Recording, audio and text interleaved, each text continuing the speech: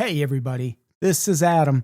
Just a heads up, the episode you're about to listen to is actually just half of the episode. The hell is all that about, you ask? Well, it's because the What in the World podcast is moving to its own individual feed. I've had everything on this one feed primarily because of a glitch in our old arrangement with Spotify, and we aren't hosted on Spotify anymore. So we're going back to a little more traditional approach to how and where we post our pods. To find the new home of the What in the World podcast and the entirety of the episode you're about to listen to, just head to any of the links right there in the episode description. I'm pointing down if you can see me right now. And follow us on the platform of your choosing. If you listen on Spreaker, we make just a little bit more ad money, if that floats your boat at all. But hey, listen wherever you like. We appreciate you all the same. If you wanted to do us a favor on the cheap, seeing as how this show is now in its own brand new feed, it sure could use some good ratings and reviews on Apple Podcasts and Spotify and all the other places people listen to podcasts. Leave us one, why don't you? And then have a listen to the latest episode of What in the World. Again, you're only getting half of it here, but the whole entire thing is at any of the several links in the episode description. Follow us there to get new episodes as soon as they're released. And thanks, everybody. We love you. Vítejte v podcastu What is Weird a podcast o mezinárodních zprávách a událostech s moderátory Adamem Todem Brownem a Ethanem Lavrencem.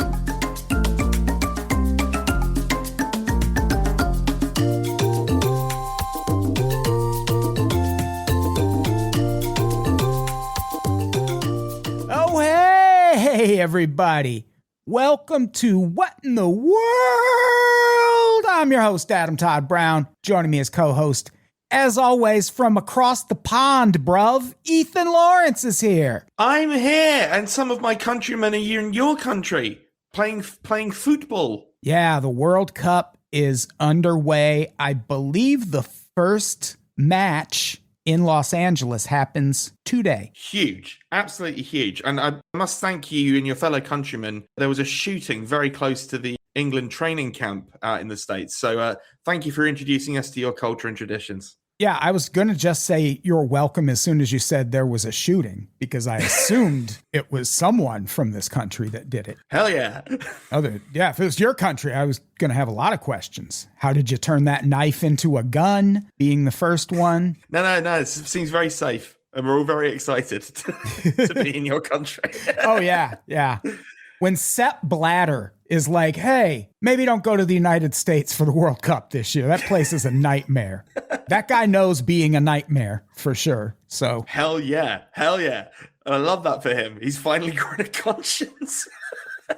Finally, when we don't need him to have one anymore. Great. I don't know if you saw his replacement, Gianni Infantino, either today or yesterday, or whenever it is when this comes out, was chastising someone from a UK news outlet, saying, like, you know, is it not mad that, like, people are getting detained at the border and sent home and everything like that? And he was like, you're hosting the Women's World Cup in 2035. Wouldn't you find it weird if FIFA told you who could and couldn't come to your country?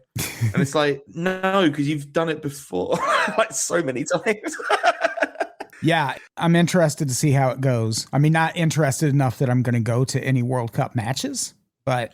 Oh, no, the football's the least interesting thing about this, I think. Yeah, except for the part where tickets are a minimum of $7,000. That's so much money. That's not an exaggeration. That's ridiculous. At that point, every person in that stadium is a rich asshole. No thanks. No, thank you. I don't think I've ever made a single transaction worth that amount of money. Yeah, I bought a car before, but I've never like handed someone $7,000 in cash for anything. I bought a car, but that was on a lease that I paid over 5 years. Like, so I did pay it, but it was in multiple installments. Yeah, exactly. $7,000? Oh my God. And that's for one ticket. If you want to bring the fam, you're looking at like close to 30 grand if you got the classic 2 kids and a wife nuclear family. For one game? For one game. So that's $7,000 for Haiti versus Lithuania or whatever. Yeah, no thanks. No thanks. So, you know who's probably also at the World Cup? India. Ooh, smooth transition.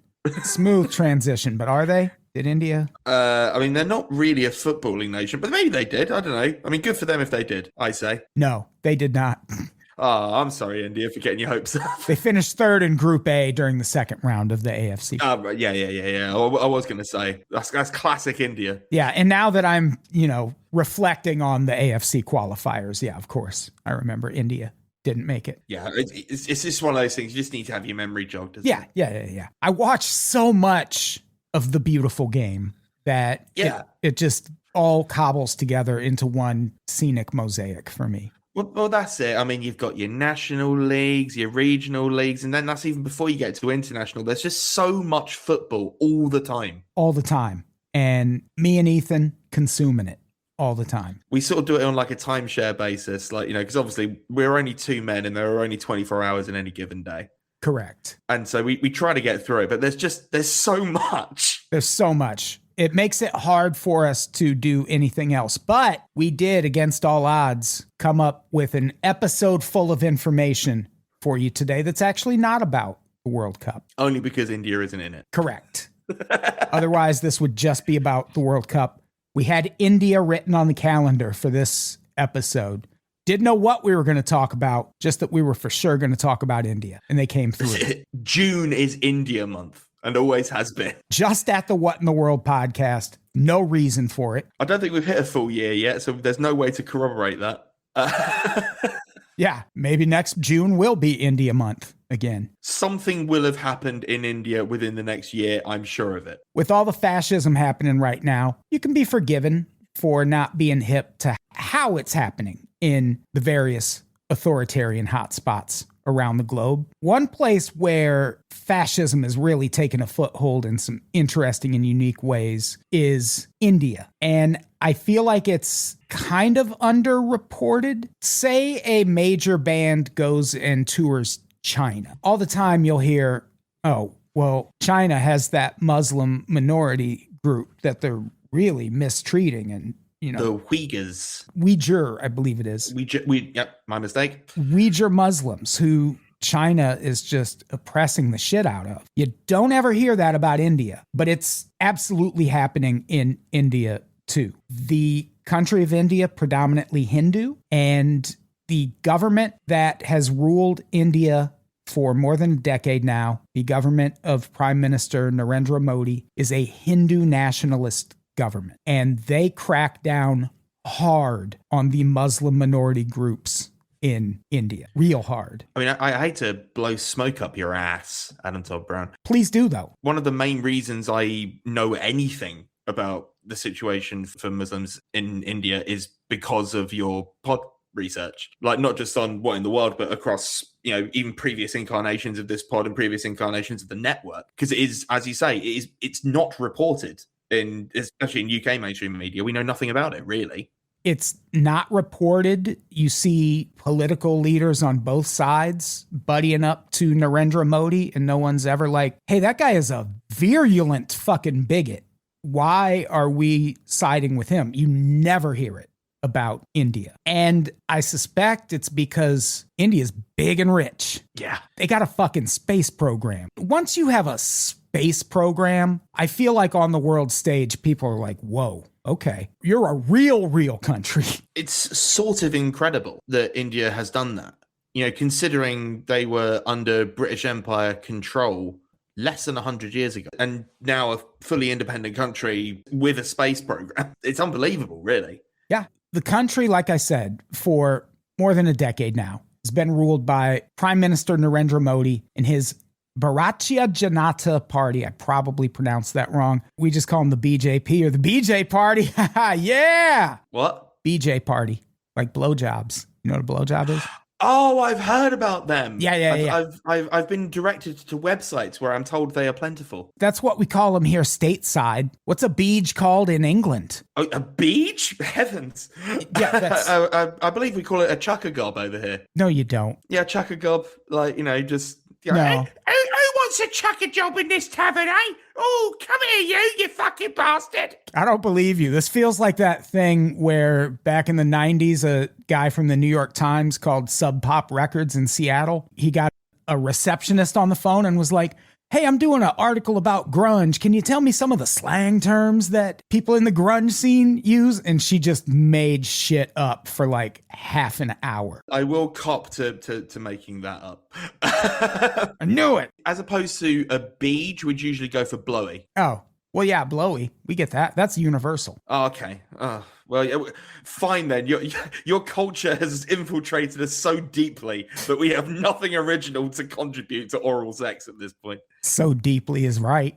Ow! Hell yeah, brother. And it only gets deeper when you're at the BJ party. BJ party. Anyway, this is actually pretty grim what we're talking about. Yeah, let's focus up. Come on.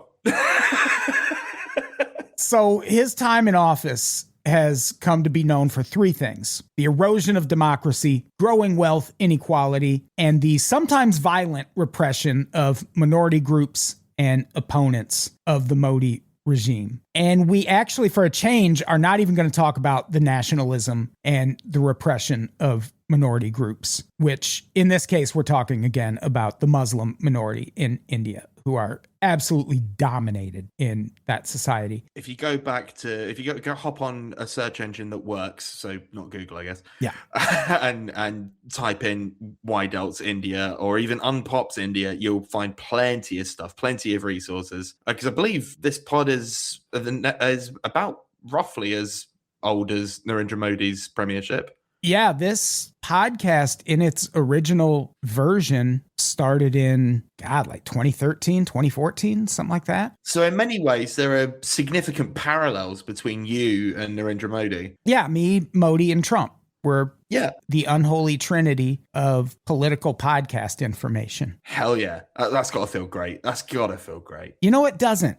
It doesn't. Oh, that's a shame. Yeah, it feels pretty terrible. So the Modi government is, again, for all intents and purposes, a Hindu nationalist government. It's everything that's happening here, but with a different religion. U.S. is ruled by Christian nationalists right now. The Modi regime, Hindu nationalists. Easy peasy way to understand it. But what we're going to focus on today is the economic inequality and lack of opportunity for young people that has festered under Narendra Modi, because it leads us to the ultimate point of this episode, which is to explain how exactly the lowly cockroach has come to be an increasingly important and visible symbol of the resistance to Narendra Modi and the BJP. And if that isn't a hook, then by God, I mean, if you're not literally clutching your dick listening to that, then I don't know what else to say. Like, click away if you want, but like, this is gonna get wild. Are you a anti-bugs guy? What's your feelings on cockroaches? I mean, I know no one likes cockroaches. We're not really exposed to them much in the UK. Like, we get them, but there's not many of them. I don't think I've ever seen one outside of like a zoo environment.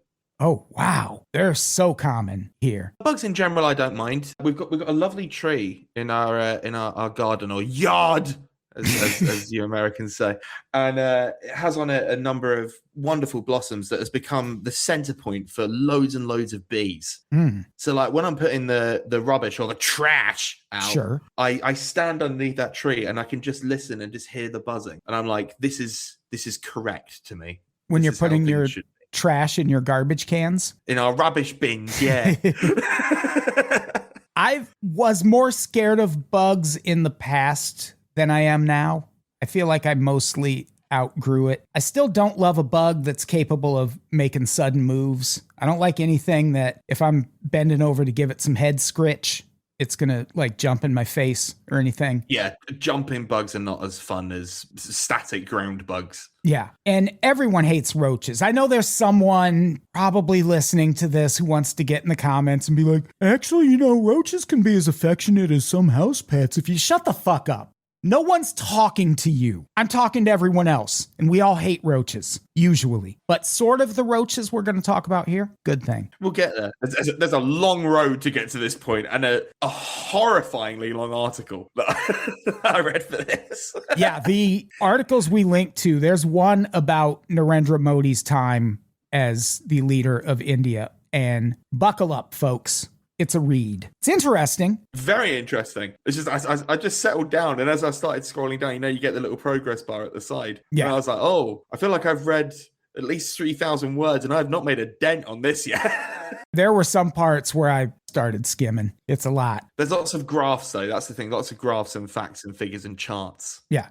And those are easy to read. So the years before Narendra Modi took power saw a lot of economic growth and poverty decline in India, especially between 91 and 2013. Obviously not the exact same thing because they are their own country, but what happened in India is very similar to what happened here between Obama and Trump. Or actually, I would say more like between Clinton and Trump.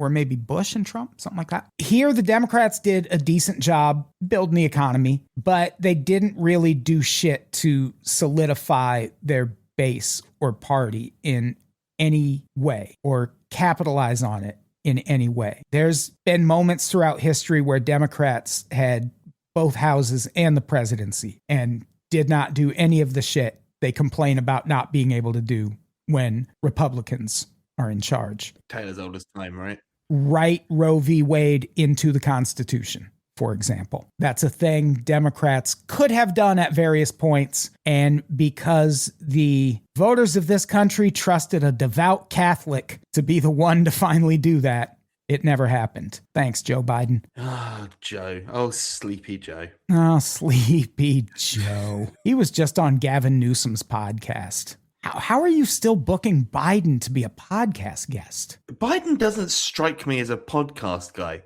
No. I wonder how he reacted. I'm not going to listen to it, so I wonder how. Yeah, that feels like a proof of life thing. I think he just had, he's letting us know he is actually still alive, and I still don't believe him. I'm still alive, Jack. Just ask Corn Pop. It's quicking in his boots, man. So at the same time, while the economy was growing, wealth inequality was also growing in this country. That's been happening forever. On top of all that, people in rural areas felt like they were just generally being ignored by all sides. That's the situation Trump stepped into and capitalized on to take power. And it's not much different in India. It was poor people in rural areas in India felt like they were being underrepresented. Narendra Modi comes along to represent them. Classic stuff. I'm obviously glossing over a lot of details, but that's the gist. And it's all in that article anyway. As I was reading the article, I just got so depressed about how this always comes down to class. Yes. Always. It's the economy stupid, all that kind of shit. And it's like, well, yeah, but the economy's to an average person living on the ground, the economy is abstract. It's not real. The Dow Jones might be doing well, but bread's expensive. It's and that's always the thing, right? And one of the things they talk about in the article we keep mentioning is that the government under Narendra Modi would a lot of times they would create new agriculture jobs, or they would create home employment type jobs that aren't really what a person who's gone to college their whole life and is hoping to gain salaried employment is looking for. But it does soften the blow when you're reporting unemployment numbers. So they were able to, in some cases, make unemployment seem like it wasn't as bad as it was, when if you were actually on the ground looking for an actual job that your training qualified you for, you just couldn't. You just fucking couldn't. And that doesn't sound familiar at all. It's not happening to people here. I bet it's great where you are, I'm sure. It remains great. And what's really cool is that my government recently has said that when it comes to job seekers and things like that, that's largely going to be AI driven now. Good. That's good, because if there's one thing I've learned from reading horror stories about looking for jobs in the UK at the moment, is that it's nothing to do with shit AI, and it's all to do with the failure of young people to pull themselves up by their bootstraps and stop having so much avocado toast. So I look forward to seeing the results of this. Yeah. If you could just stop spending so much money on your iPhones, kids, maybe you could buy a house. As if a house costs $750 or whatever. And as if you can have a job without a smartphone in this world. Also, they are begging us to take iPhones these days. The companies just want you to sign the contract and keep the service. It's been a long time since an iPhone was a symbol of having money. There's a thing that our press does in the UK whenever they're talking about welfare or benefits or things like that, where they say like, oh, and all these people scrounging off the government, and they've all got flat screen TVs. There's people saying this in 2026 who doesn't have, you can't even get not flat screen TVs anymore. If I walked in someone's house and they had a pristine vintage floor model TV, I'd be like, how the fuck much did you pay for that? Where did you get it from? Yeah, what traveling antiques show did you pay $1,500 at to buy this thing? It's almost certainly more expensive than a standard flat screen now. Like, because where are you going to get the parts? Where are you going to get all the tubes? Yeah, you can buy a flat screen TV for so cheap now. And at that point, your argument is just, why should poor people have a TV? It's like, God damn. Just send them to prison. Why? No, I shouldn't say that. That's coming next. It's coming. It's coming. So yeah, lots of that in India. We'll link to that article that we keep mentioning. It goes into way more detail about all of this. This is the India Forum piece. Lots of stuff in there that points to why, in my opinion and lots of other people's opinions, Narendra Modi is kind of the Donald Trump of India, even though he precedes Donald Trump. He took power in 2014, I think, Trump 2016. It's actually kind of a disservice to call Narendra Modi the Trump of India because Narendra Modi's not an embarrassment. He's better at it. Yeah, he's actually a politician. He can get up in front of the fucking UN and say shit without it being a spectacle, which Trump cannot. And let us say as well, 3 times consecutively re-elected. Yes. 3 times consecutively. Trump could never. And I know it might be tempting to think, oh, well, he's probably rigging elections, right? Doesn't seem like it. Doesn't seem like it. It's the same thing we brought up about Viktor Orban, where for the longest time, people were like, oh, he's rigging elections. Okay, well, why'd he lose one then? That doesn't track. Or right now in California, you have the Trump administration alleging all of this fraud in the mayoral race, right? Democrats rigged the mayoral primary to exclude Spencer Pratt from being able to run for mayor. But somehow Democrats failed to rig the governor primary where a Republican did get into the race. That doesn't make sense. Democrats were rigging the election. They would have rigged both. One of the things that I know about the election for California governor is that there is someone who is running. You may have seen this. Barack D. Obama Shaw. What? One of the people running is Barack D. Obama Shaw. Shore? S-H-O-R-E? S-H-A-W. Oh, wow. Barack D. Obama Shaw. They didn't win. They didn't win. Did they not? That's a shame. I can't imagine why. Well, may I offer my sincerest commiserations to Barack D. Obama Shaw for failing to get any further than that round. Maybe next time. So Modi is also seen as a better businessman than previous leaders, if that sounds familiar at all. Apparently, pre-Modi business leaders in India were kind of hesitant to voice their political affiliations or anything of the like, and it seems like that changed with Modi. He got active and vocal support from the business sector and poor people both. Again, very familiar. Also, here's a quote about support for Modi and the BJP among less well-off Indian youth. And this is back at the time when he was first taking power, not now. Back then, quote, dissatisfied with poor life chances, elements of these younger aspirational groups, especially in cities, have provided the stormtroopers who march in yatras and become vigilantes. Such actions in turn help the BJP project its Hindu nationalist credentials, building electoral support at the expense of the Congress. End quote. So again, not at all dissimilar to how things escalated here, especially with when you think about Proud Boys, the dudes carrying the tiki torches in Charlottesville. Those were essentially young people who all were rallying around Trump for the same general reasons. I remember the reportage at the time, like treating them almost as if they were sort of like this adorable aberration. Look at these young Nazi boys strutting around. Aren't they cute? Wearing their polo shirts. Adorable. And now here we are. Yeah, less adorable now, isn't it? No, it's not cute now. So much less. So also tell me if this part sounds familiar. In a last-ditch effort to stop Modi from winning in 2014, the other side ran an established candidate with a name people recognized. In that case, Rahul Gandhi. As in Gandhi? It's got to be, right? Yeah, I think it is. It'd be a bold move to get into politics and be like Gandhi, but not that, not those Gandhis. Different one. Almost as bold as Barack D. Obama shot.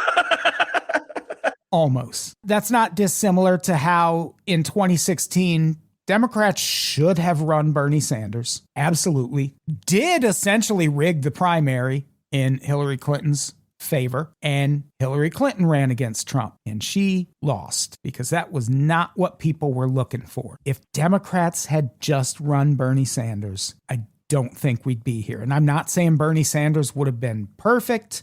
I don't know what kind of president he would have been, but he was more in line with what even people who voted for Trump were looking for in 2016. It comes down to that class thing again, doesn't it? Like, it doesn't really split on a left-right divide, really. It's people looking for people that they get the impression at least might actually do something to improve material condition. Yeah. Because again, I'm thrilled that the NASDAQ's doing well, but also that doesn't affect me at all. Democrats 2 elections in a row, and somehow it fucking worked once, or actually 3 elections in a row, basically matched the threat of Trump by running people who deserved it. People who, well, they've been in politics so long, it's just their time. It's Hillary Clinton's time. She deserves it. We got to let her run.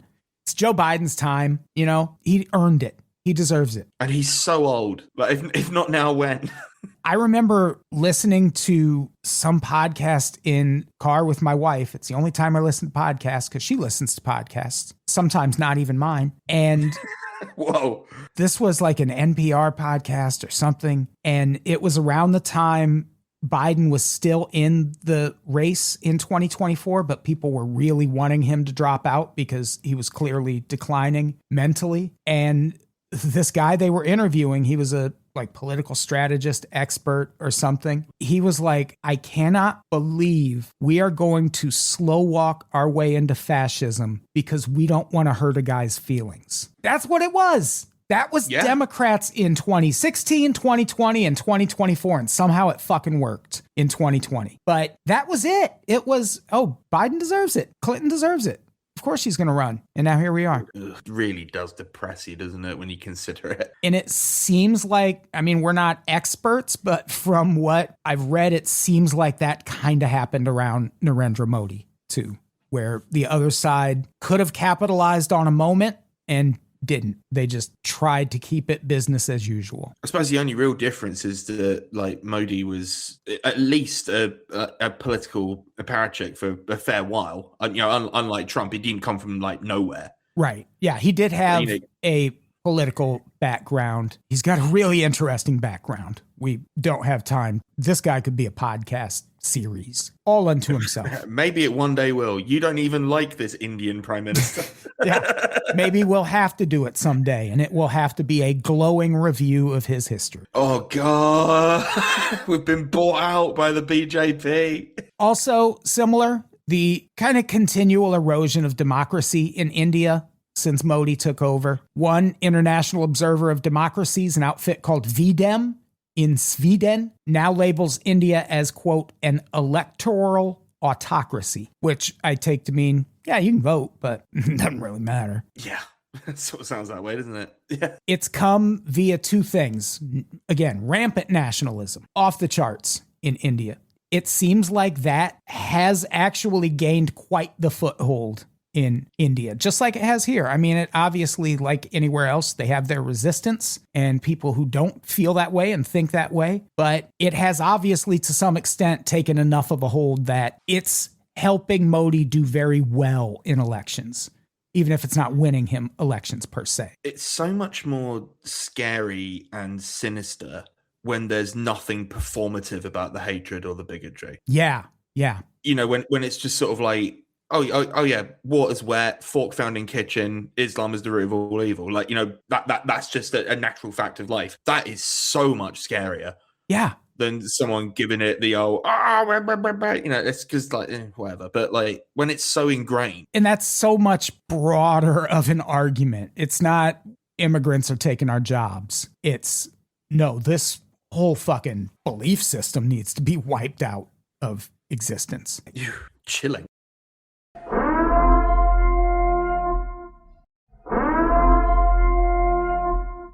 Hey, if for some reason you skipped my little spoken word intro to this episode, the too long didn't listen version is that the What in the World podcast has moved to its own separate feed, and you can get this full episode in its entirety there. Just follow the show at any of the links in the episode description. And thanks again, everybody. We still love you.